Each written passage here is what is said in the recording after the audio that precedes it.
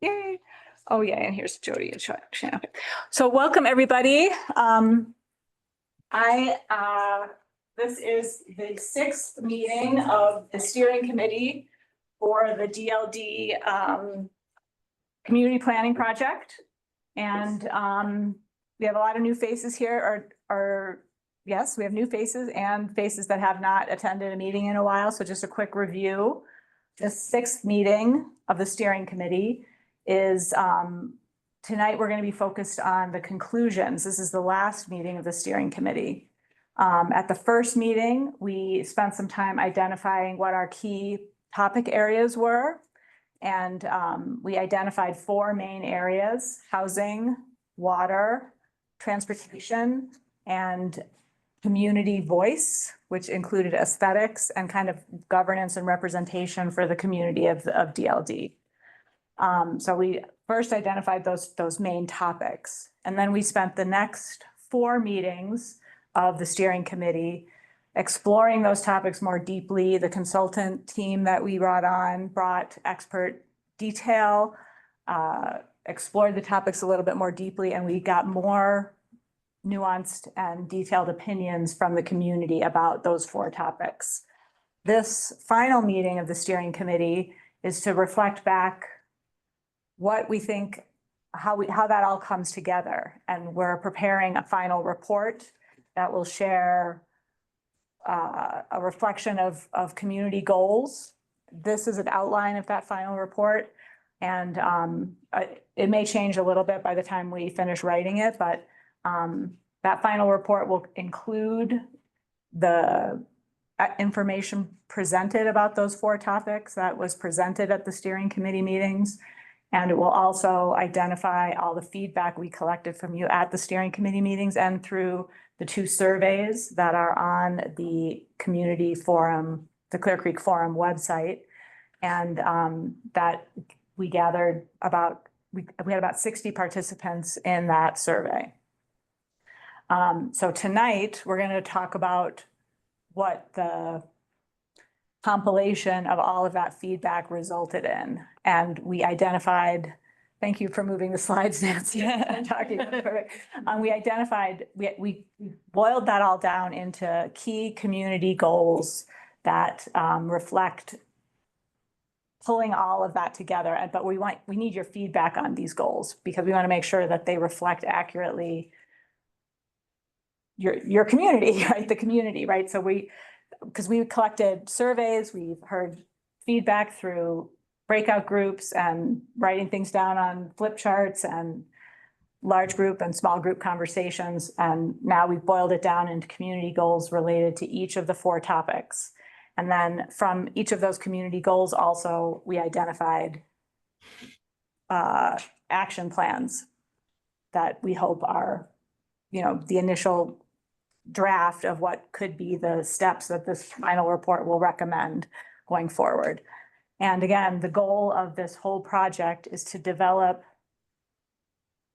a vision and these action steps that will help provide guidance to make sure that the continued projects that come up and that the planning work that is done is community informed, that it is informed by what the community actually wants, so that we document this, so that this document that we produce is something that identifies the community's interests and creates systems and structures and projects that help protect and preserve and protect the community's interests and make sure that the planning work that will continue has opportunities for the community to be involved, has ways that we cover all the bases. So that's what we're going to talk about tonight. And that's what this slide deck that you have in print in front of you and that we'll move through tonight. We're going to show you how we interpreted all the information that you have provided, and then we want to hear from you on how that worked. We're going to also do the same thing, present this information and get feedback from the public in a greater way. We may also engage the steering committee members who weren't able to attend this meeting on these same topics as well. So we're going to just try to get as much feedback as we can on the way we pushed all this information together, so we can continue with this goal of making it community informed. Does that make sense? Does anybody have any questions about that? Okay, so we will move into the presentation, and Nancy is going to walk us through some of the things that we have before you. Nancy. Okay, and thank you, Amy. And maybe I just want to step back a little bit. That was a super awesome summary, and it's helpful to me since I can't really see who's in the room and who's participated. I did want to step back a little bit on the report outline and what we're looking for, hopefully, from you guys here tonight. And given a limited attendance, we were also talking, Amy and I, about a way to give you a little bit more time to think through some of this. But the idea here, if you look at this final report outline, is probably this whole side of our first section of the reports, 1, 2, and 3, are all background information that we've already presented to you for the most part, or at least we've developed and have ready to put into the report. So information on what the community's like, where it is, your demographic profile, what existing land uses. We've done some in-depth work on water and water availability, sewer availability for the future, if there are any constraints. Obviously, a little bit on transportation, other utilities, power, etc. Haven't shown too many constraints. And then we also have developed this economic development profile. But what we need to go from there is, we know what the opportunities are, we know what some of the limitations are for the community, but what we really need to focus on now is, where does the community want to take this information and move forward into the future? So let's show you. Now I'll jump ahead. For example, under housing, this is sort of the background information and what we've heard from the community so far at the public meetings and through the surveys. And interesting enough, so we got this summarized as 45%. So that's not the majority, but it's a good chunk, stated that more housing is needed in the area. Almost without fail, people that are interested in there being more housing in the DLD area want to make sure that it's housing for the people that are already there, the type of people that are already there, the workers, etc., and that it needs to be affordable. Nobody was very interested in providing more second homes or any resort homes. We heard loud and clear that new housing should be oriented towards people that live and work in the DLD area. Another 40% said that the priority should be to address the existing quality of the existing homes, with more focus to ensure that everybody has access to safe, decent housing. So instead of the more housing, better housing, I think would be the summary on that one. There are people that don't think housing's an issue at all for them. Other insights we've gleaned is that there is less support for projects that add,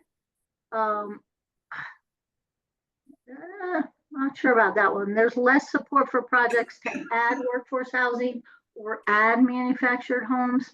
And I'll just add, Nancy, that's relative, that's a relative thing, just there is support for those things, but it's just less than other things. Okay, and the strongest support we heard was for limits on short-term rentals. Although they're already maybe strengthening those, Yeah. adding more resources like a housing authority, guiding development towards more single-family homes. The idea of adding resources like a housing authority was more to provide information to people on, where is there help for, say, weatherization or other improvements to their existing homes or manufactured homes. We did hear that if any additional development is focused in DLD, that affordable housing is essential. And so what this part is to develop some sort of goals from that. That the community recognizes affordable housing is essential for the well-being of its residents. A goal from that would be to ensure that everyone has access to safe, decent, and affordable housing. Another goal or action might be that the community would look towards employing deed restrictions or other mechanisms for any new development that was to be approved that would keep that or help to ensure that any new development was affordable. And that just sort of, the rest of the comments here just sort of make give you mechanisms for ensuring additional affordability going on to the future.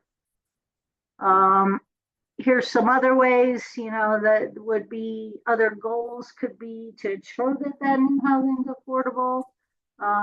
Ideas here: provide subsidies, make units available at reduced cost to only eligible residents.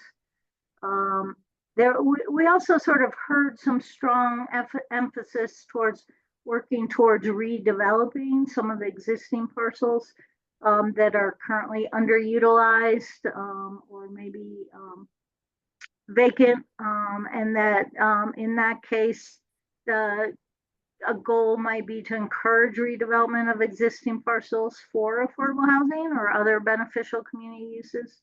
We also heard about daycare and meeting spaces. Vacant lots, underutilized properties, outdated buildings could be repurposed. And again, any redevelopment should prioritize affordable housing. So I guess what we're trying to say is what we're trying to get to now is a summary of what we've heard from everyone and put it into actionable items. So we're hoping to work with you tonight. These kind of goals are really myself and Amy trying to hear what people have said and put it into an actionable format. But we might have heard wrong. And what we really want to know is, did we get any of this right? And what would you add? What are we missing?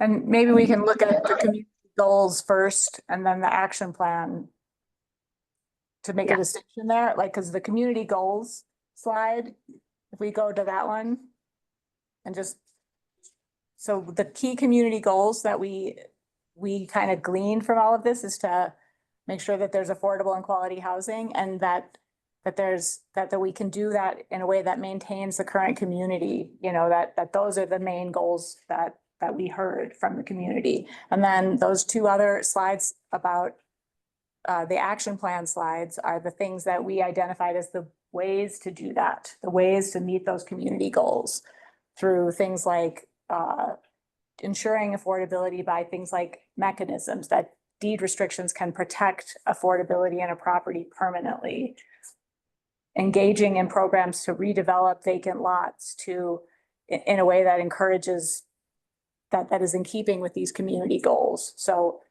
that's what we're trying to make sure that are those housing goals accurately stated, And then we can try to look at those action plan steps and say, does this cover it? Are we missing anything? Because we want to make sure that we've got this right. One thing that I'm listening to you and you're talking about properties that are already there and they're not being utilized and so forth. One thing that I'm concerned about is that the family takes into consideration that some of these properties are of historic nature, Yeah, and that should be a number one priority. Because I mean, you could look at a lot of places within the county and say, well, that could be redeveloped into a apartment complex. Or Yeah. something that it has a historic history. And it's something that has to be kept and is important to our community. I think, yeah, that's a great point. And I think that's like, that's related to, that's a key element of maintaining the current community, is preserving the historic value and the historic componentry of it. I think that's a great comment, Louise. Thank you. Other comments, other thoughts? I just have a concern about the water for any new buildings, because you put up a new building and it's gonna drain the current property owner's well. And, I noticed just driving here that they have some lumber down by the lake that, they're gonna put some more condos around the lake in Georgetown, which I think is a great thing because Georgetown has city water and it's not going to affect well owners' water rights. Right. So So all in all, I'm just saying, I'm not for development in Vermont. I think that's important. I think so. Are you? Yes, good. Thank you, Nancy. I think that is something to capture here related to housing. And I think we also will capture that related to water. And because that's also something that we've heard loud and clear is the concern about the scarcity of the water resource. And so as we think about action steps to take, what are the systems that we can recommend or identify to protect that resource? And because we're not going to develop X-ray vision glasses to be able to see. I think there is a catch-22 Yeah. on this, because everybody wants affordable housing and stuff, which that's what, Molly Willock wanted to do Habitat for Humanity on the old church property. Right. But then, like Nina said, the water is right next to Silver Lakes and they've already had trouble with all their wells. And so, that's the biggest thing. You want affordable housing, but they need water, so. Yeah. So it's. Right. So count me on the 55%. Yeah. Yeah. Okay, so I think, do we feel like the goals that we got with the addition of preserving historic property as part of maintaining the current environment for housing, does that cover, did we get that right? Biggest thing too, Amy, is I don't want to say it's all the realtors' faults, that, the big thing is, that's why Carl's here, is the mobile home parks. And I think people have bought those parks thinking that they can, tear them down and move the people out and build apartments and stuff. Well, And they've been having, I know the one in Lawson has had nothing but problems. Right. I don't know. I think that they want the owners to, make them, they didn't have to do what they're supposed to do. They didn't have water for, I don't know how long. In 26 years, we have been without water for a total of 47 hours. It depends on who is doing it. absolutely. And But that's, I know Western End, I know Empire. I don't think Empire is part of DLD. And but that Lawson place, they just put the in the middle of Ran a winter, they hose. had a hose on top of the Yep, ground. yep. Yeah. That froze. And it's Yep. supposed to, so it's not yours. Yeah, that could have been corrected if it was done correctly. Right. I had to do that between two units years and years ago because of a bad contractor for me. Yeah, so that is it's a very relevant concern in the DLD area because a good portion of the homes in DLD are mobile homes. And there are a large number of them. It's a large proportion of the homes in DLD, so it is relevant. So I think the way to capture this concern is that I think there needs to be support for communities like Valley High that is now I think they're going to successfully to succeed in becoming a resident owner.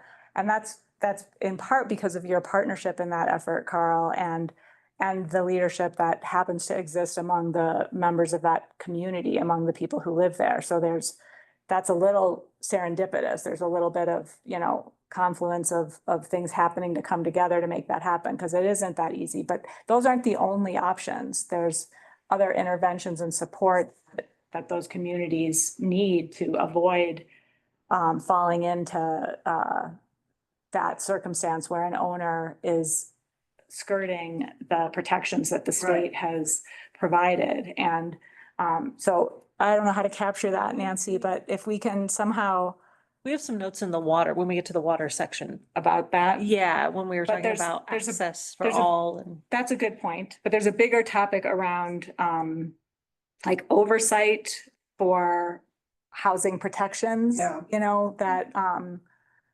That Because I thought, that it falls before through the cracks. that particular park wanted to do the same thing that, Carl's Park is doing now, is that they thought that the county had a housing authority that was going to actually take that over so that they would. be We were very protected from close to noise. doing it. I mean, we were very The close to doing it. challenges with those parks are there are freestanding structures.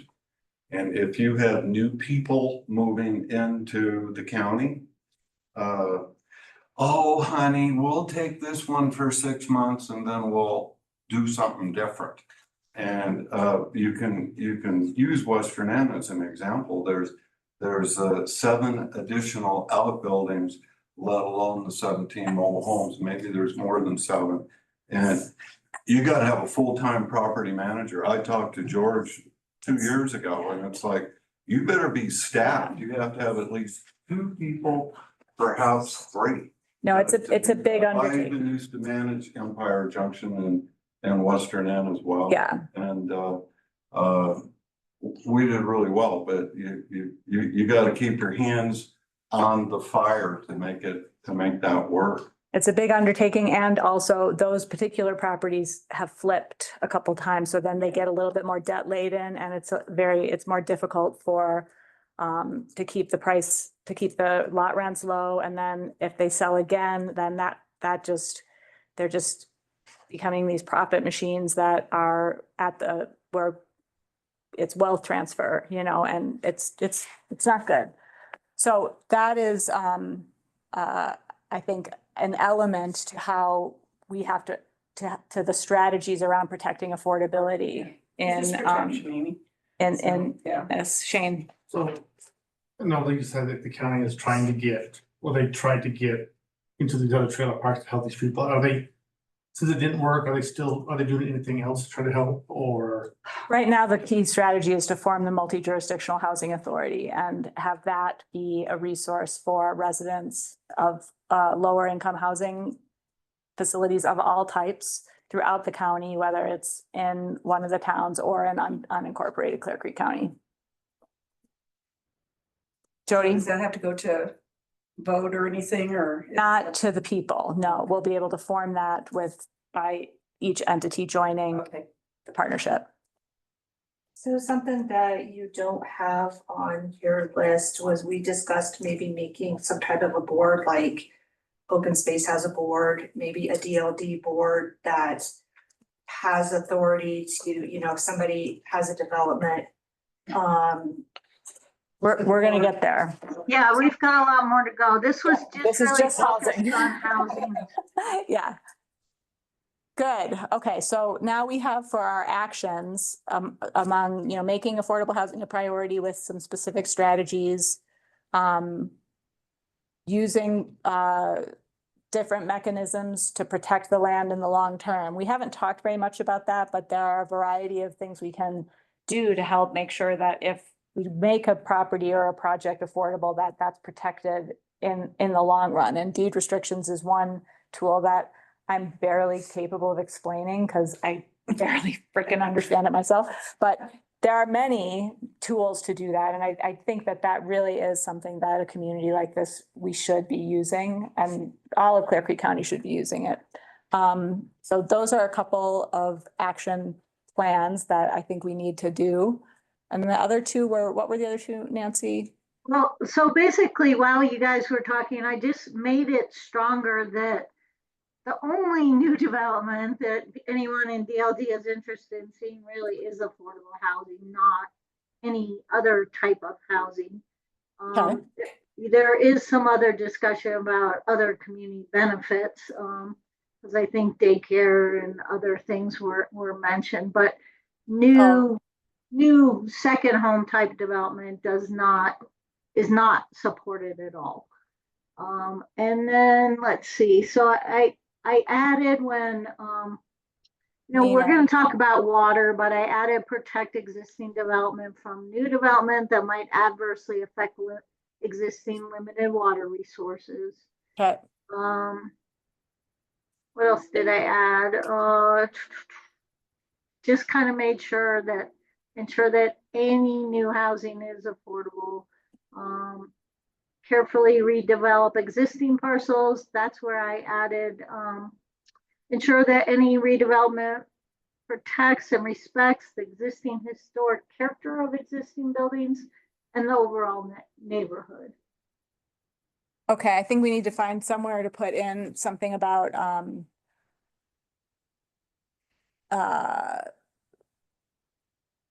like resources to, like to make sure lower income housing residents have access to resources like to state protections and things like that. I don't know how to say it. I'll put a note on mine here and then Okay. we can figure out how to add it as, I was gonna say, Okay, we can work with it. so, because that I think is an important thing that we noticed here today. So Jody? So I just have a question. When we talk about affordable housing or low-income housing, it was also presented, which was Randy's daughter's idea for elderly housing. Would that affect the elderly housing if we just made it affordable or low income, if you understand what I'm saying? Would it still be considered senior housing if it was Right.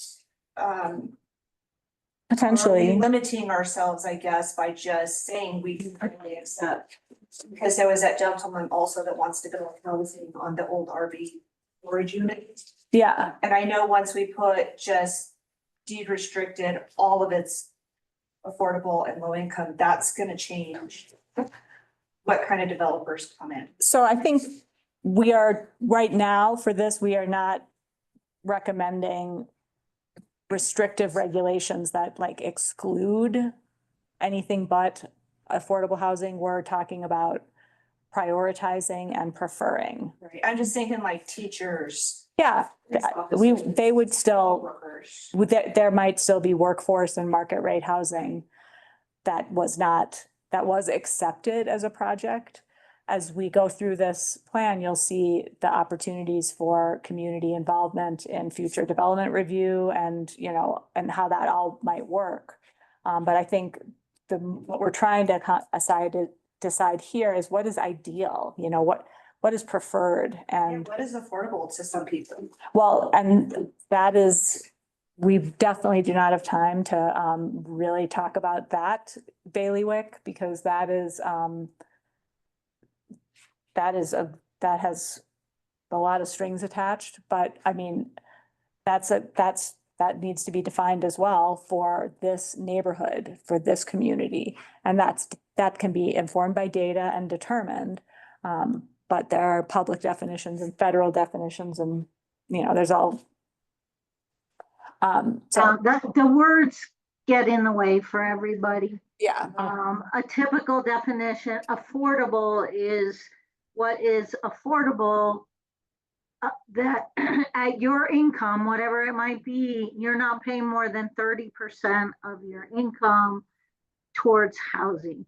So my level might be different from your level, from the neighbor's level of what is affordable housing. right. A lot of people think affordable means low income. It doesn't, because there are people at higher incomes that still struggle. Certainly every day here in Colorado, we have that now. And I think what we saw from the statistics, if you guys weren't here earlier, is right now the home prices in DLD are actually more affordable than the rest of Clear Creek County and even some of the rest of overall Colorado. But there's a prediction here from the census of all things that they could rise very rapidly in DLD. In other words, you've lagged behind a little bit, but it might be coming at you. So it's a good thing to keep in mind. You're already on the curve, and it'd be great to not make it any worse. Not sure how to do that, but we can make some goals here. And everyone needs to remember, again, as Amy was saying, that this is a policy plan. It's going to have aspirational goals in it, but it's not going to have any teeth. But when we get to the action plan, it might be to develop some teeth for the plan or for the county. So, Right. yeah, and I mean, so we're on an action plan page right now, so, and I think also, so we're gonna move on to water and,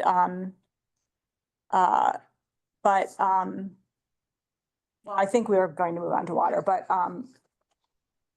there will be more time for you to weigh in on this as you've thought about it a little bit more. Did you have a comment? Well, I have a quick question. Yeah. So what it sounds like is what you're mostly looking at for the redevelopment of existing parcels is potentially like parcels that aren't zoned already residential or multifamily residential.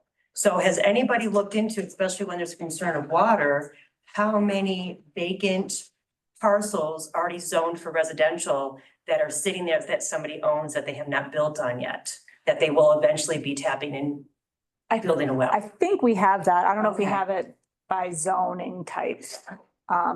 Did we look at it from that particular view, Nancy? We have the GIS of the wells and we have the GIS of the zoning. And we have the vacant land. And we have the vacant land. So I think Yeah. we can put all those layers together and see that particular view, but that's an interesting. Well, because sometimes they, There. when they look at redeveloping and you see this everywhere, it's like, oh, even if it's affordable housing or whatever it is, and all of a sudden you're gonna put 20 families there, let's say, that's 20 families using the water table that is actually already potentially zoned for somebody that could build over here that they just been sitting on their lot. Right, And all of a sudden that could be an issue with Yeah. water. yeah, Yeah, and I think maybe this is a good segue into water infrastructure, because what we found is that, and that there's no easy answer about there's X amount of water. There's not really even a water table in the area. Water is variable depending on where your well may have drilled into, given the hard rock, bedrock characteristics in your area. So it's not like an aquifer where there's a big pool of water. I think Lisa's in the room, so. Yep. Yeah. So it's not like there's a finite pool of water that all the straws are poking into. It's it might be hit or miss.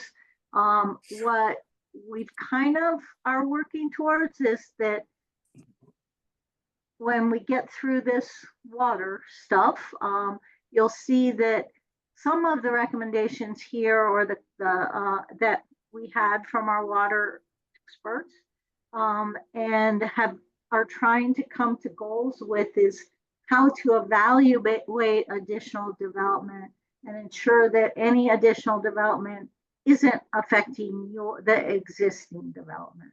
So maybe we should just sort of jump into that a little bit. Yeah.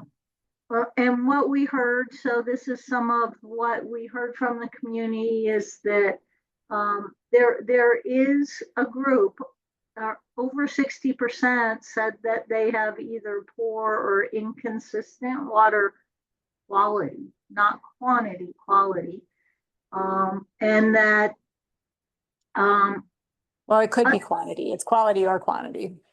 okay, well, we should say that. Sorry. Because I didn't hear a lot about quality, but we did hear. Well, about the question quantity. was included quality or quantity. Okay. It was like it said something like either, you may have inconsistent quality, quantity, or taste, like you have some compromise to your water. And so 40% of the people said they had some issue with inconsistent quantity, inconsistent quality, or their water didn't taste good, or, something like that. Yeah. And so there is a strong group that still value the independence of having your own well, despite the individual costs and individual responsibility. And that would be as opposed to being on a water system that's regulated and by others. There is about a third of people say, yeah, we see that there's concerns with being on individual wells, and would at least want information on what the alternatives might be, which I think we talked about a little bit. And there's a third of people that just worry about what would happen if their existing well failed. So we're trying to come to some goals and action plan on that. And I think an easy one is to say everybody wants access to clean, safe drinking water. So we started to try and come up with how could we get to that?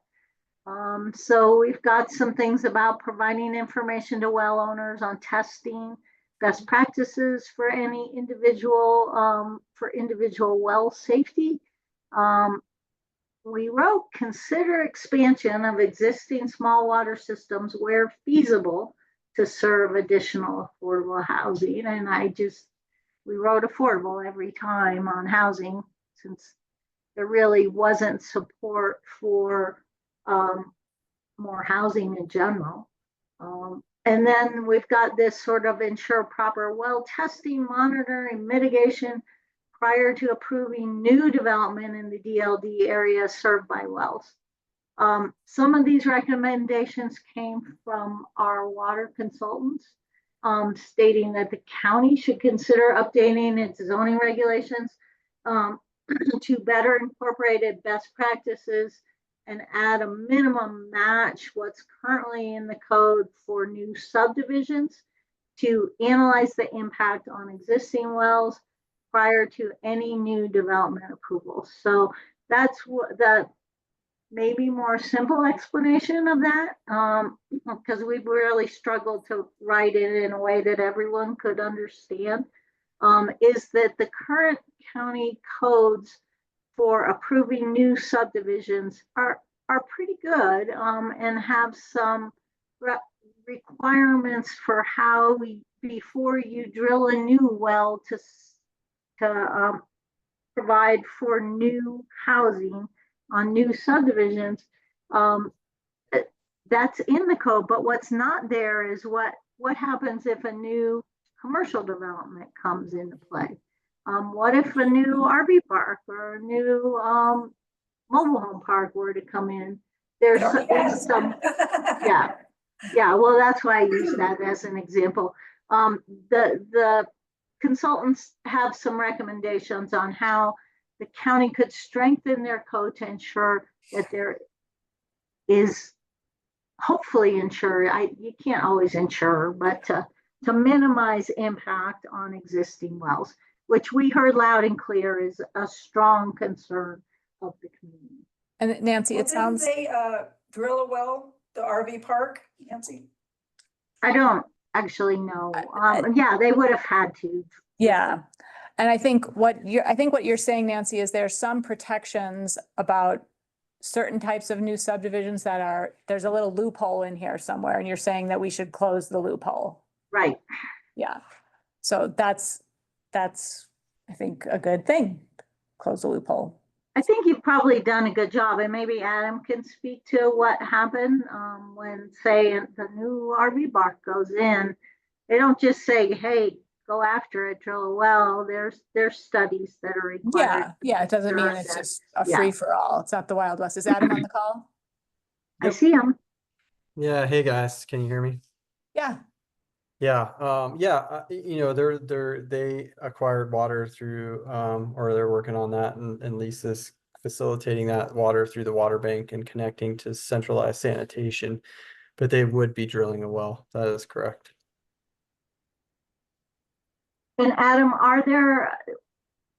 before they drilled that well, did they provide for you any geologic information, et cetera, to make sure that it's not going to adversely affect neighbors?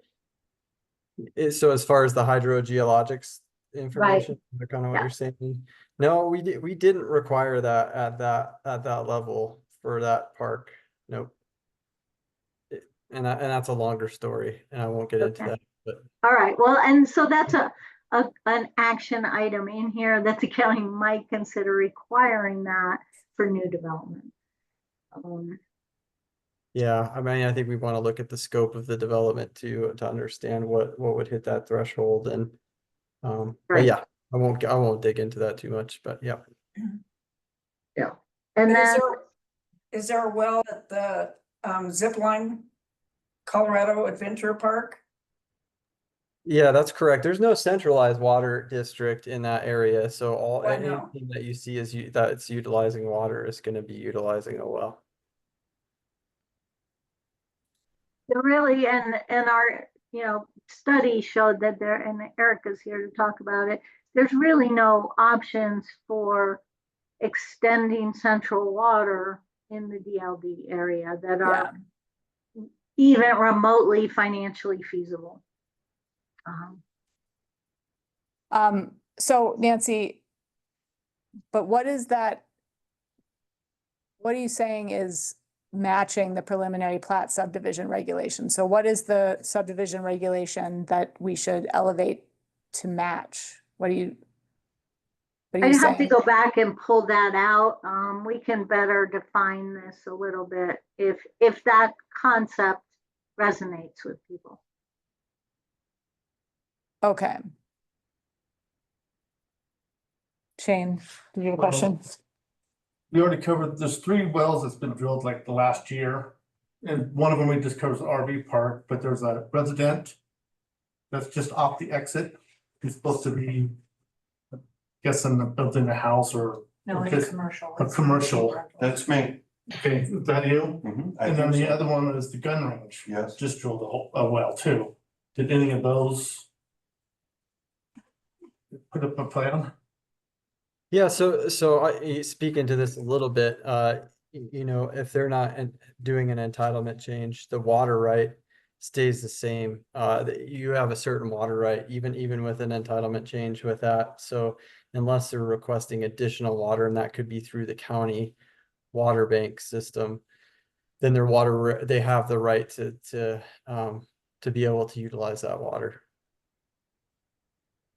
And I won't go into it too much unless you feel you want to, Nancy, as far as water rights. I don't know if we want to go down that piece, but we can. No, I think the idea is that we heard that we should develop goals to make sure to limit impact on existing wells when new development goes in. Anyone argue with that or have a concern with that? And what else should we be looking at for goals on water? I mean, I think that's the main issue, is figuring out how to how to make sure that as we are dipping more straws down into the ground, that we have some way to understand what that is doing. And for those of you who saw that the last conversation on water, Lisa presented a little bit of a picture and showed what a fractured rock water source looks like. And it's a bunch of different kind of bubbles of water in different fractured rock gaps that are down under the surface of the earth, right? It's very difficult to study and predict and understand, I would imagine. And Lisa, I don't see any thought bubbles of alarm coming up over your head too visibly, but so it's a difficult thing to figure out how to do. And so we use the water bank as one gauge for how much water rights we have. There's rules about how much water each property is able to access legally. And those are mechanisms that do what they can that's one way that the amount of water is controlled. And I think what I'm hearing and what makes sense in a community that has some density and relies on wells is, what we need to figure out what more we can do to, what other protocols we might want to add to that are feasible and reasonable and possible to offer the protections for new developments. There's a big difference between somebody building a private residence, putting in the well. Yep. And somebody building A commercial development. houses. Yeah. that are going to be hooked on a well. I mean, that's That's a very good point. a water difference. Yep. Lisa? And I the would only, also like to Thank point you. out, there is an alluvium under the creek area, and it's not specifically mapped. There's new maps coming out this year with that data. But I do believe the well at the shooting range hit it, because we only had to go between 60 and 70 feet, and we hit a lot of water. So, and our proximity is probably 125 feet. Well, I'm not good at distances. We're not that far from the. So I'm guessing we hit the alluvium under Clear Creek, which goes through the DLD area. That's good to know. Yep. How does Just- that work as it was moved? I'm speaking of the creek in its current location, so whether. Okay. But you can build a house like on Floyd Hill, for example. I had a friend that they built their house, and when they dug their well, they pumped that thing for 4 days and never did empty the well. Right. Sitting on top of a river. Next door to them, they couldn't Couldn't find water. any water at all. Yeah. So it's a matter of luck. Yeah.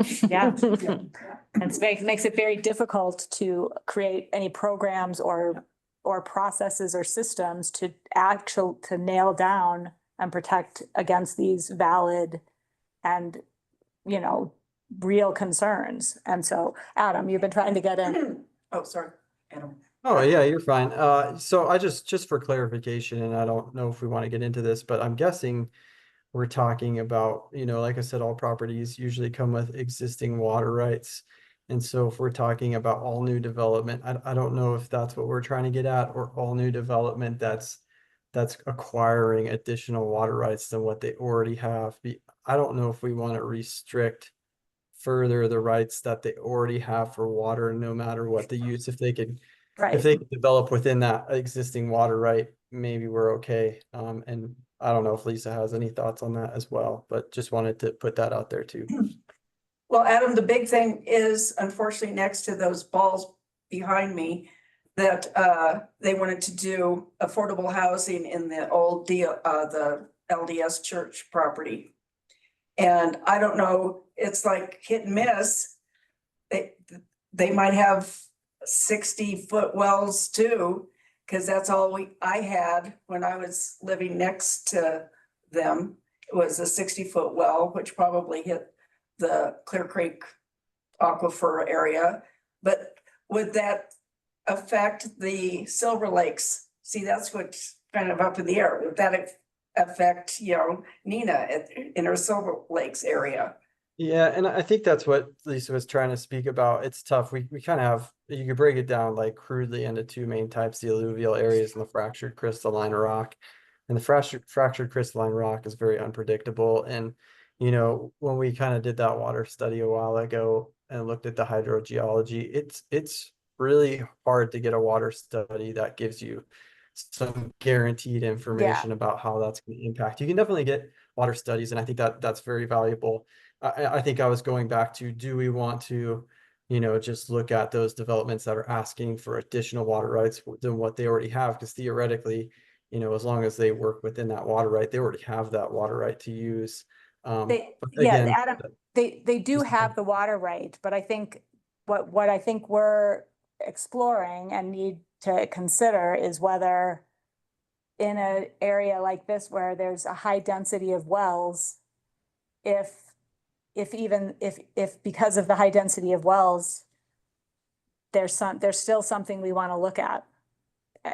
Yeah. I understand that they have the water right, and that is real. And some development does require additional water rights, and I think maybe that's what we're talking about, like affordable housing and stuff like that. Most of these properties won't have the water right for that. right. I and just wanted to clarify. I'm not saying one's right or wrong, but just wanted to clarify that piece. Yeah, and I think what we're looking at here is whether this community, because of the density of wells and I don't know, whether we need to consider some other protection. I think it's gonna be very difficult, but Yeah, and Amy, I think that, and Adam, I think that what we're trying to say is, yeah, if you just have a vacant lot and are gonna put a house on it, that I don't think we would be recommending you do a hydrogeologic study. You have a right to do that. But if you wanted to put in a new mobile home park or, a new apartment complex or a new car wash,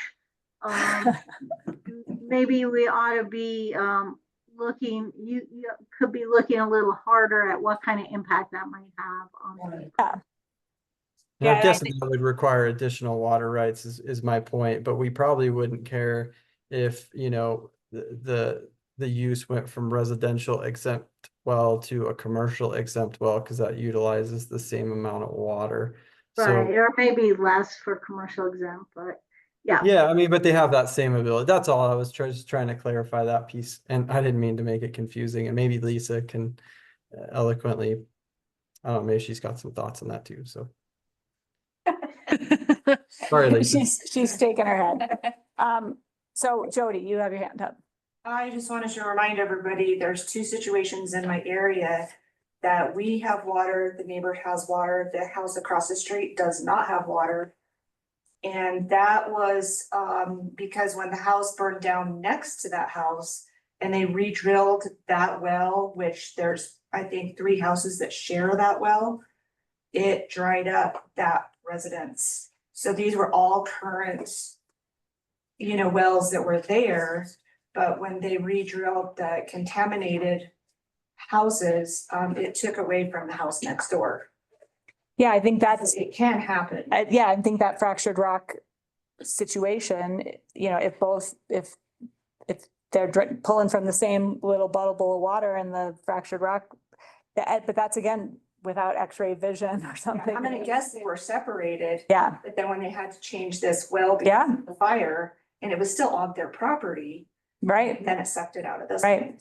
That's that's all part of the complexity of trying to come up with a way to protect current homeowners and from, protect their own water and also make sure we can find some predictable impact from a new well. Now, Larice just made a comment that if she was building a new house, she would want that hydrology study to find out. She might not want it to be foisted on her by the county, but she would want that as a protection, because that's probably advisable if you're trying to build them. I know the party that built a house on Lookout Mountain.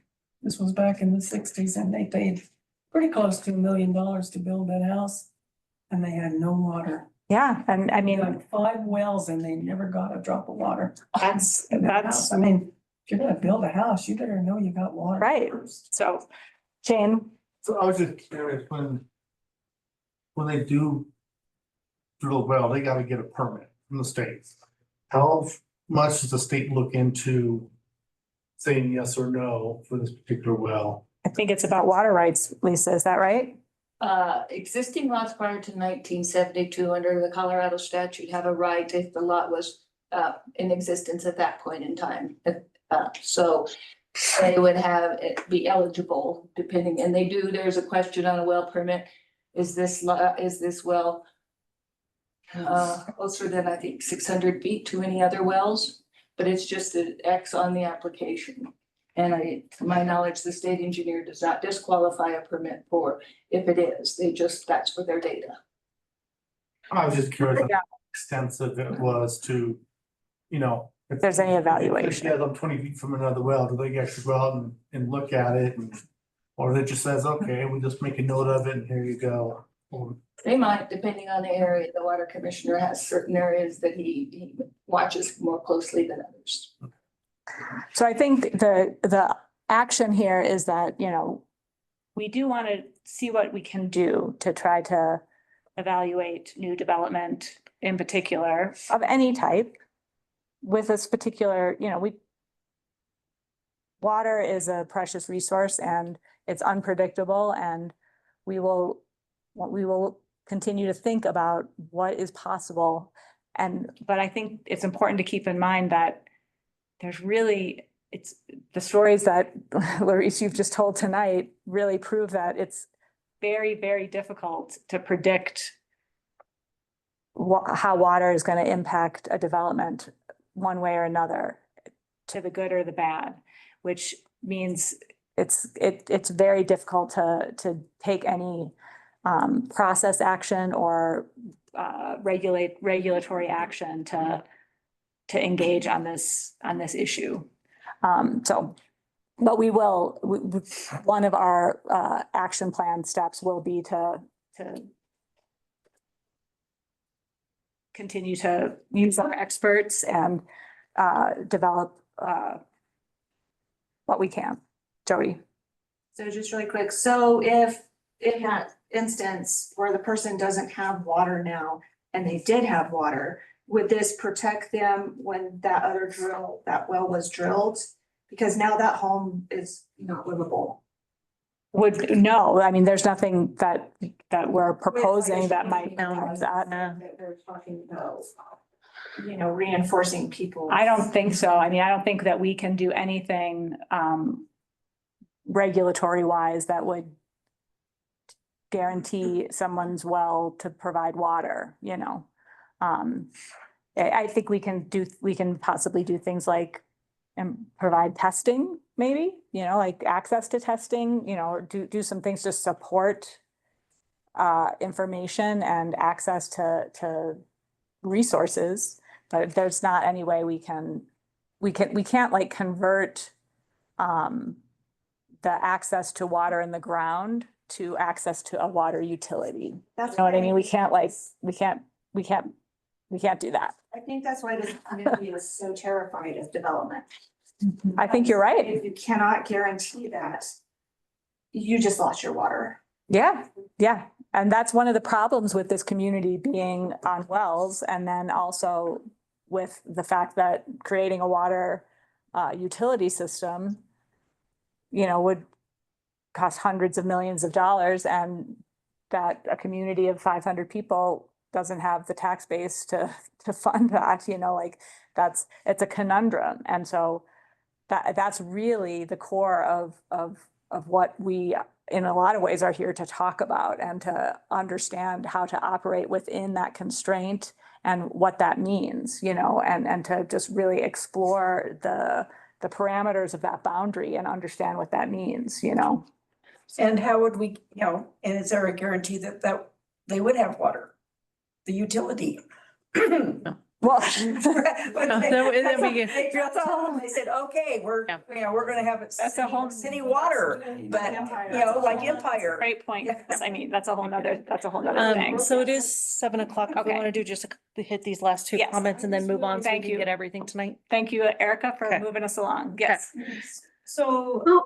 you were kind of going, bringing up the question about like when you apply for a permit for a well, is there anything if it says it's 20 feet from another well? But I know like Clear Creek County has over I mean, I don't know how long ago it happened, but you know, there's a lot of lots that were developed years ago that no longer you can build on because it's not a large enough lot to actually do a septic. Like I think is pretty much what it is. Can't there be at least some safeguards put in place by the county that says a well has to be so far away from another well for new construction? I mean, like, so it's just a safeguard. You're still no guarantee, but it might help happen what happened to your neighbor that, okay, it was maybe if it was a little farther away, you know what I'm saying? I do, and I Or- think that's an interesting thought. I mean, I think Yeah. that's something we can certainly look into. Like a setback from the property line or Maybe, something. yeah, I think that's something we can I'll explore, put it on the notes. especially since it's sort of supported by the well permitting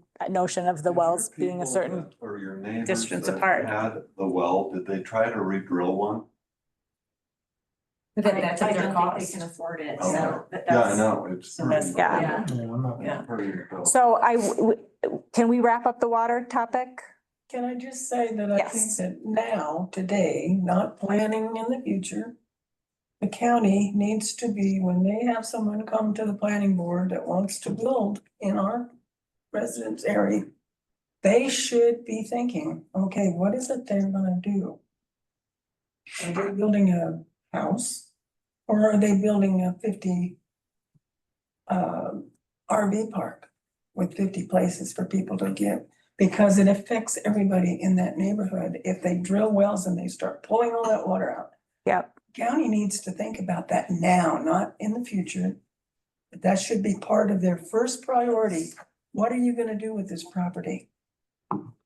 And that was the one that we hadn't talked about yet that I highlighted on here is, and I'm not sure it's worded right yet, but the idea being of when someone comes to the county asking for augmentation water, right now it's kind of, we have the water and yes, there's no value judgment on what type of development they're asking for. And what the impacts of that development might be. And so our water attorneys on the team did recommend or did say that the county could consider that. Establishing sort of a priority system for the augmentation water that the county has. When someone comes to them, it's kind of like, all right, if you're one of these types of development that we value in our community, you either, I don't even know how that works, whether Yeah. it's a higher cost or a point system or what. But I moved their recommendation in here. I did not hear that from the public, although I kind of just did now. So Yeah. maybe we leave it. Okay. Okay. Okay, Transportation. I think we'll move on to transportation and thank you. All right. If we can hit 20 minutes on each of these, that'll give us a little time at the end for any general follow-up. Yeah, and the community one is broken into two kind of. Okay. I think these are a little faster, but maybe not. So transportation, not surprisingly, 90% of the DLD people we surveyed said that I-70 noise is an impact to them, with a full 70% saying they could hear the noise inside their home. Traffic impacts mobility for 99% of residents, with saying that, it's hard for them to get around because of I-70 traffic. A very small percentage actually said that doesn't happen to them very often. I guess they don't get out very much, huh? And then, whoops, move too fast. Pedestrian safety, roadway maintenance are both priorities that we heard about quite a bit. that, it's not safe to walk, in the community. There's no sidewalks, etc. Potholes, we heard about quite a bit. So, moving those into actions get difficult, obviously. Oops, I moved right on. We didn't actually get to action plans. There we Here we go. go.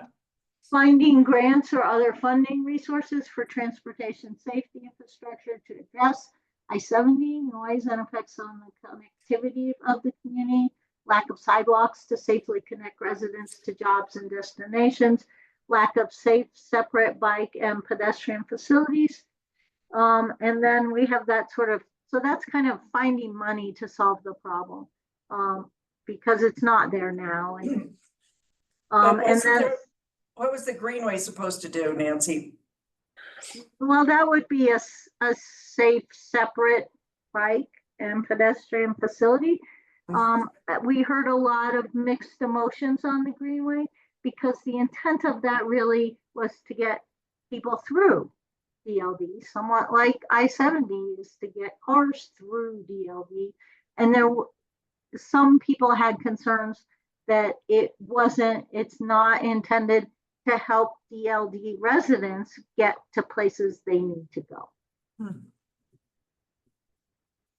Yeah, I think that there was a fair number of people who responded to the survey with support for a bike path of some kind. But I don't know that's different than the sort of charged discussion that this community's had about the Greenway. The Greenway planning process and discussion is like a different thing than whether or not we need pedestrian safety, bike safety, a separate bike facility, and this action item is about finding money and resources to solve these problems and focus on pedestrian safety and infrastructure to make the community a safer place from a transportation perspective. And it's not about building a Greenway. That's not what this item is about. I mean, I think the Greenway done right could work towards solving some parts of the connectivity problems in DLD. Done wrong, it could make it worse. So I think we need to be careful on how, I was being careful when we were writing this on how we word that, because the Greenway, just saying we should support building the Greenway, I didn't hear support in the community for that. Some of it. But honestly, you probably could make that work to help solve some of the problem. I mean, with e-bikes these days, maybe you can get to Denver, staying off I-70. Interesting things. Yeah. Jody has a hand up, sorry. Just really quick, and this is something I want to emphasize that we could be doing now, is the SS4A as a grant program for safe streets and roads. It's to provide grants for separated cities because of the highway. Yeah, that's a perfect resource for funding. Yeah, this is $5 billion that's in grants that they're giving out that I would rather not wait for even this study. Like, we could be doing this now. There's no reason to wait. Absolutely. We don't need a study to tell us to do it. No, not at all. It will strengthen your application if you've got an adopted plan that says you need to do this. Yeah. So. Yeah, it definitely will. I don't think you should, don't wait, although we're pretty close here, so. Yeah, this is gonna be done by September, so. But these are the kind of things that you would want in your grant application. Did you see Dan's comment, Nancy? He just pointed out that a Greenway can be used for other types of transportation, which it definitely can. And I think, the detail of how we do the planning on how this is going to unfold and how to resolve the community concerns around where this is going to go and all of that and how it's going to impact different neighborhoods and how to make it in the right place so it provides the safety where the safety is needed, and that we get this all done in the right order. All of that remains to be seen. I think the key that came out of these conversations is that there's interest in this community for recreation. There's interest in this community for pedestrian safety, for this community, not for tourism. I think that's a really important distinction, that this community deserves recreation and nice places to recreate and do fun things. That's not about attracting tourists. Those things get intertwined when we talk about them in this community, that when we talk about building a park, it's like, well, I don't want more tourists. It's like, no, it's not for them. It's for us. You know, we can build it for us. You know, we don't have to build it for make Disneyland here or something, you know? So I think that is, I think we can do that. I think we can approach it that way. So, And of course, if we had a greenway, we don't want it going through our neighborhood. right. Because and I just have to bring up last Sunday, coming home from Idaho Springs, they had, I don't know, some kind of bike event, and I took the frontage road home, and most of the way home, I had to drive in the wrong lane. And that's where, you know, they have a little bike path area, but those bikes just couldn't stay in that lane. Yeah. I couldn't imagine if all those bikes went right in front of my house where I couldn't even drive out on the road. Right. And then, you know, them using my yard as bathroom probably. Right. Yeah. So I think what we're identifying here is that the key action steps to try to address transportation concerns are to find funding to try to make the things that we want to happen. And the things that we identified are potentially a noise wall and sidewalks, and then some sort of separated bike path at some point. Those are the things that came out that we talked about. All of those things need money. So that's finding funding is the action related to that.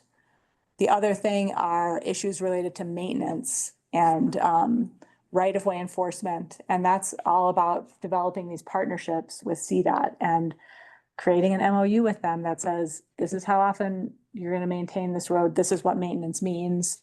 That includes the shoulder. We would like, you know, to just get this frickin' figured out so we can write it down and make these things agreements. So CDOT is a good partner to Clear Creek County, but to define, these partnerships need to be defined so we can write them down. So that's what that second action step is about, is developing partnerships that will help solve some of the concerns that you have all raised, which are very valid and enlightening.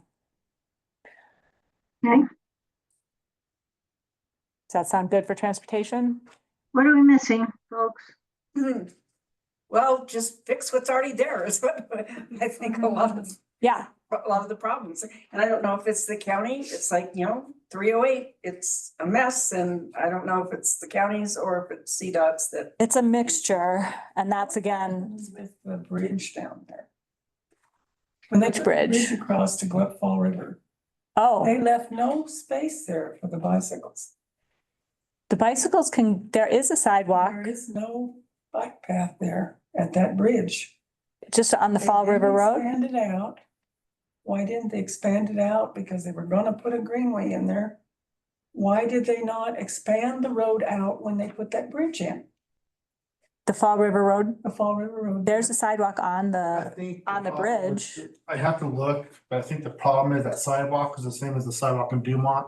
It's this freaking high. You know, you gotta step up 3 feet to get onto the. But we did put a sidewalk on the I'm bridge, not but talking about the bridge. I'm talking about on 308. When you come out there, that oh, little narrow bicycle path. Yeah. And we were talking about putting in a greenway, which would be extending that to a pedestrian walkway, right? all along Stanley They Road. put the bridge in and they never allowed for that walkway. Why not? Oh, well, because it hasn't been designed yet. But And that's stupid. Why spend all that money on that bridge and not think, well, at some point we may put that So let's expand it out here a little bit and You mean, provide for it. I guess I'm not completely following what you're saying. Okay, you come up on from Idaho Springs on 308, Yeah, they have a little narrow bike path. on Stanley Road, yeah. Little narrow bike path all the way up. Are you saying why we didn't widen the road? Why did they, when they put that bridge in, not widen the road there so that when they got ready to put the greenway in, they would Oh. already have it done. In where the bridge is. section of the road where they elevated it, you mean? Because they had to elevate Stanley Road to They meet, don't yeah. have to allocate it, but they could have made it just a little bit wider and given them more room. to We ride didn't, their bikes. there wasn't room to totally widening that road, even just for that short stretch, would have been a bigger project. They did widen it to a little bit to No. put the bridge in, They actually didn't. but it's stupid. I understand, it would have been a great thing to potentially do, but that that wasn't That is where we. it wasn't in the Those scope. of us that live here, know. know that bike path Yeah. is the biggest farce because nobody stays on it. And That's, I come up that road and every time I So- go on that curve, I think, oh, please don't let somebody be on the road when I get around here. so I thank you, but we are not going to be that, so that is, I've made a note, but that is not, we're not going to be able to talk about that tonight, but that's a good comment. I do appreciate it. Okay, anything else on transportation? Okay, so we got through that pretty quickly. Yep. Okay, so we are going to move on to the two parts of the community topics. The first one is community aesthetics. Okay, and so community aesthetics, we kept at what we've heard, basic maintenance is priority. Support was strongest for basic maintenance, upkeep, safety, and lighting. There was a lot of different opinions, of course, on this aesthetics. Pure aesthetics like welcome signs, landscaping. People were mixed with equal parts saying no or mostly no to those saying, yeah, we could 100% or could support. Honestly, I think probably everybody would like it to look nicer, but I think cost is probably what the concerns might be. I already plant flowers, Nancy. Yeah, everybody wants flowers. Who doesn't like flowers? Concerns about the direction of the community, but also about where resources to address them would come. Yeah. So what we came up with out of that is to develop a long-term vision for the neighborhood to guide plans as resources develop, like community identity, urban design standards, like do you want curb and gutter or welcome signage or flowers? Eventually getting to more specifics and more drilled down on land uses and densities. So that might be in the future, going further and more specific than what the current comp plan says about land use and density and DLD. And then develop agreements with key partners like CDOT to establish clear authority and responsibility on maintenance. And that's the trash and snow removal, maintenance, like who do you call for a pothole and road maintenance. What do we miss? Those potholes, just those potholes. I know, We man. kept hearing the potholes. Trash in the potholes. Yeah. Throw the trash in the potholes. Don't We got It's a new, it's our new recycling program. Why not? The transfer station's not open. Anything missing there? Okay, Move on. we're screaming through this stuff. Yeah, this is the easy stuff. Okay, community voice, a voice for DLD. Okay, so here's the summary from us is that receiving information, very high priority. People want to know what's going on about development projects. Above the provision of a variety of platforms to amplify community voices. So Yeah, I'll just comment on that, Nancy, because I wrote that confusing paragraph. Okay, thank you. Basically, the survey indicated that there was more support and interest in information that came to you as a community than the idea of you having an opportunity to give information to the BOCC, or, you know, the idea of you having a platform. There was support for that for sure, but the number one thing that people wanted was to receive information, was basically transparency, you know, was like to be informed of things and to be told about things, to get the information on things that affected you. And so I think that's, you know, that is a little tricky, because to get information, you kind of have to go get it a little bit sometimes, you know, like it can't be implanted in your head, you know, like you have to read something or open an envelope, or, you know, like there's a part of your responsibility in getting information, but there's also, the information has to be available, you know, that it has to be discernible and understandable and available, right? So it's still very important, but that was definitely the thing that was the number one, right? Creating the platforms for you to be heard was also widely supported, but we had that, we had a DLD association years ago, and it fizzled for some reason, right? So dissolved. figuring out a way to do that better next time will be part of how to get it right, you know? Those platforms work, you know, people do them, so we can figure out how to do it right. But both things were important, but, so Nancy, sorry, go ahead. No, I think you got it. So yeah, I think, you know, the first one's about being heard. The second bullet is more about communication both ways.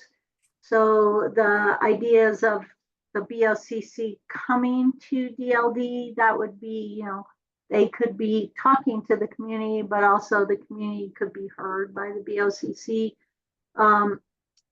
Definitely, I think it's probably hard to have a strong community group if there's nowhere for you to get together. We can still make it happen, but there was support to have a community meeting space in DLD. Although we met in a couple of them, huh? The establishment of an informal DLD council to communicate with the BOCC was pretty strongly supported.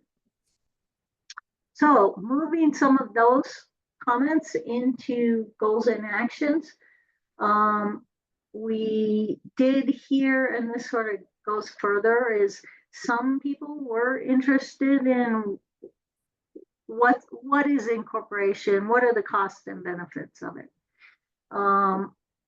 So that was sort of our three levels here of formality of a group. So with incorporation being the most formal, a lot of people there wasn't a strong support for incorporation, but there was some support for at least investigating. Same thing with forming a special district or an improvement district. Sort of, could you further study what are the costs and benefits of doing that for the community?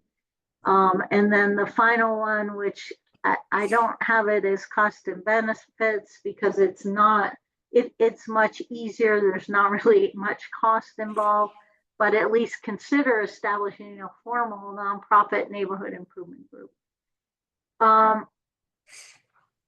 Then we have a sort of a section, a separate section about develop proposals and timelines for the more informal structures. Establish an informal neighborhood group with regular contact with county officials. Again, the county commissioner should hold those regular town hall type meetings in DLD. And then look at the county code provisions for notification to ensure nearby property owners are notified of proposed development. So again, what did we miss?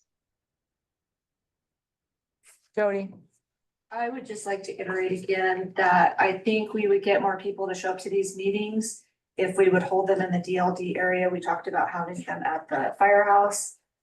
And there was a lot of conflict tonight, and I know yours was scheduled first.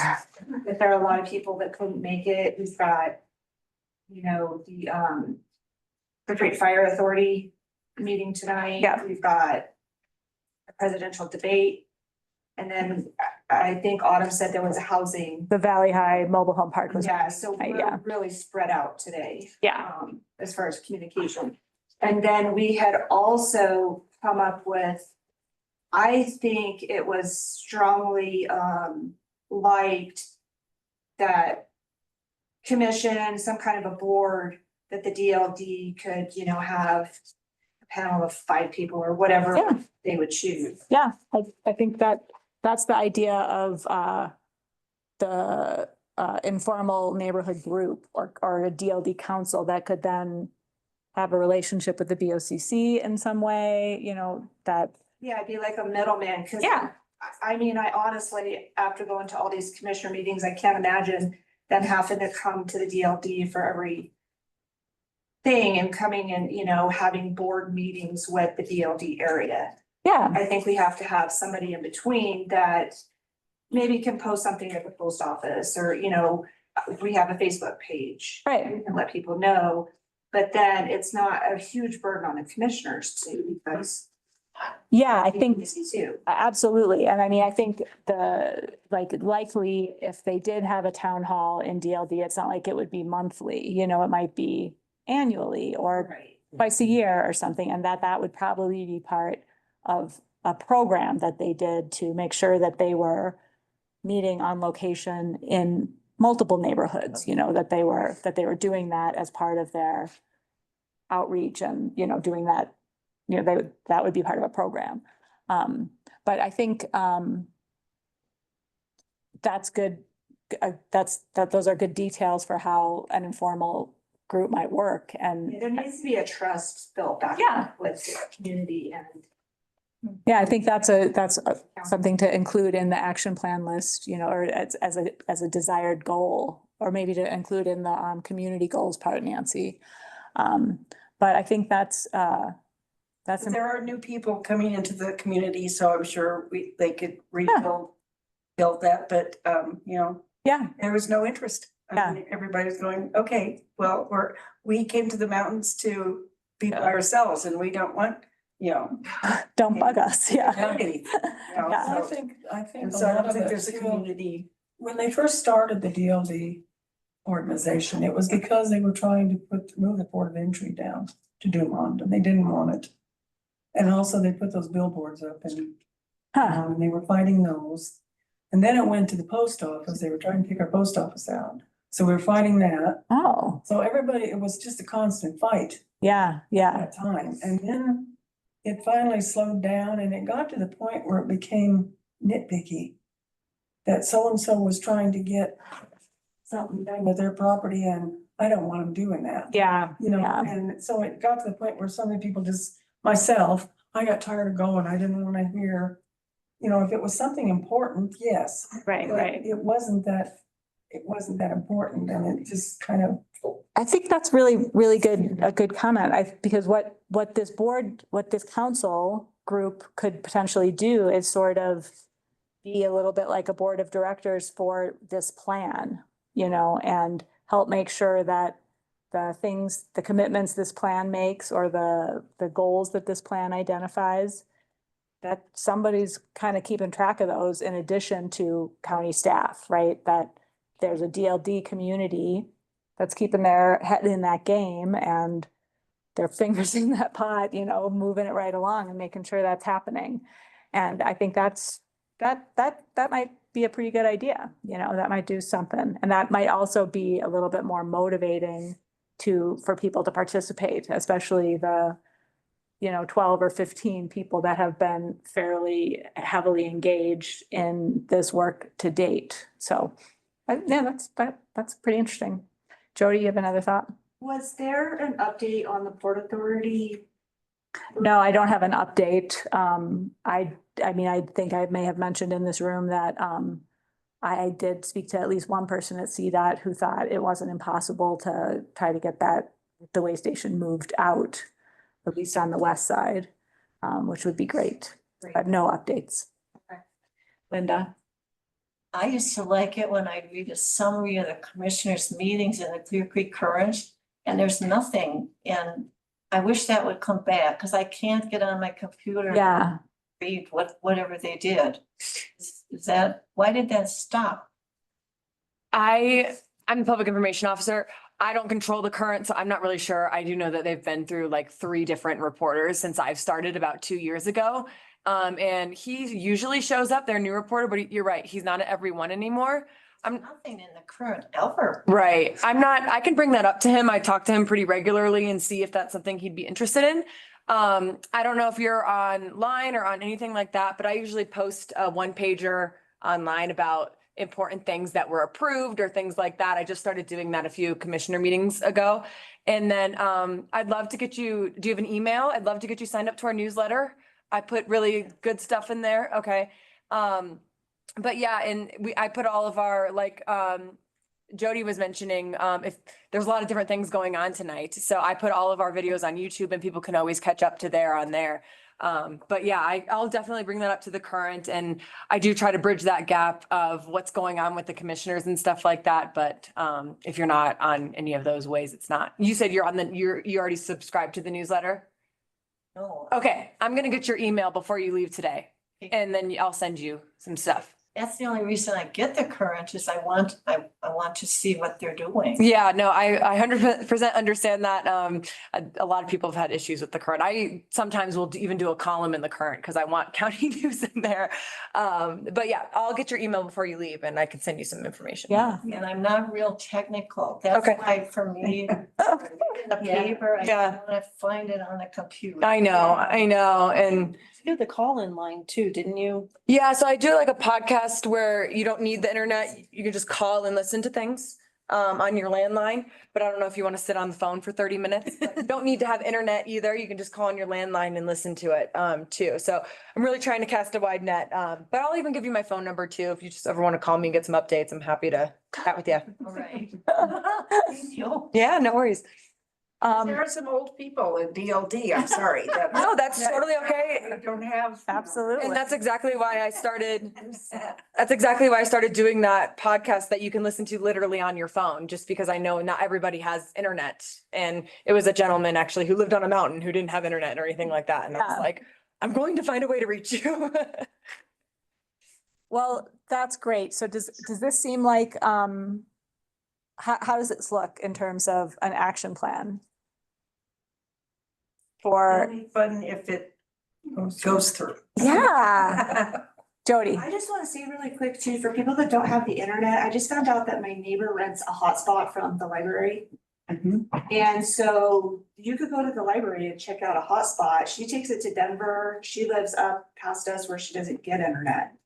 So that is an option for people that, just go to the Clear Creek Library. Great. What else? Anything else on the action plan for these? So what we have here is that what we are going to do is we are going to just include in our report a little bit more information on some of the formal structures that are an option for DLD. I think we want to document when we shared some of the details with this group last steering committee meeting, people didn't jump up for joy at any of those options, the way they looked. But I think if we lay them out a little bit more in the plan where we can kind of talk about with a little bit more detail behind them, I think that will be useful. That'll be relevant information for people. And then I think we can also lay out a little bit more about how one might form this informal group, what it might look like, and how we would go about exploring that more deeply and what we could offer in helping to help make that happen and make it be something that's less likely to fizzle, and how it might attract people and how it could work and be a little bit more sustainable. So I don't want to jump back to transportation, but I was just looking at the roundabout. Is there because I know everybody uses that. Yeah. It's like, and they really like it. Is there a schedule or that can be put like in the post office or, cause I've since I work on my flowers right there, then people ask, well, when's the bus coming? And I said, It changes a lot.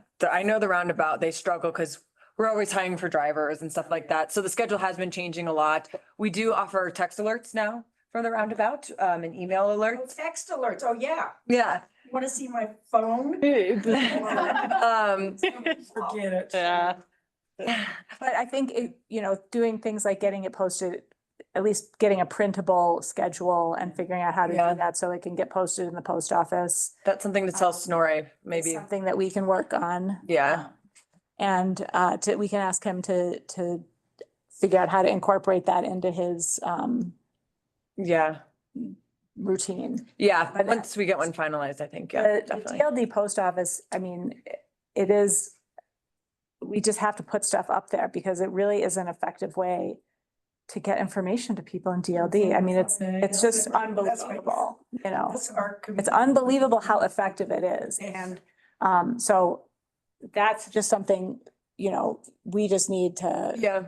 like build a habit for, you know, and that's one of those things that turnover. You just get a few new people and then all of a sudden Yeah. that disappears from habits and, Disappears, that DLD thing disappears, new Yeah. people. yeah, yeah. And then it disappears. So I think that's another good one. So thank you, Chris. How about a summary of the commissioners meeting there that I can just grab and read it? I'd like that. Well, I think your one pager. Yeah. We can figure out I could figure out if I can. something. Yeah. Maybe even Chris could just put that in as a display ad or something, you know? Yeah. That- I can see if I can fit into all my work fun I know. stuff, if I could write a summary after one, but it should be fine. But Yeah. your list, she makes a list of just like, what are the main events, basically.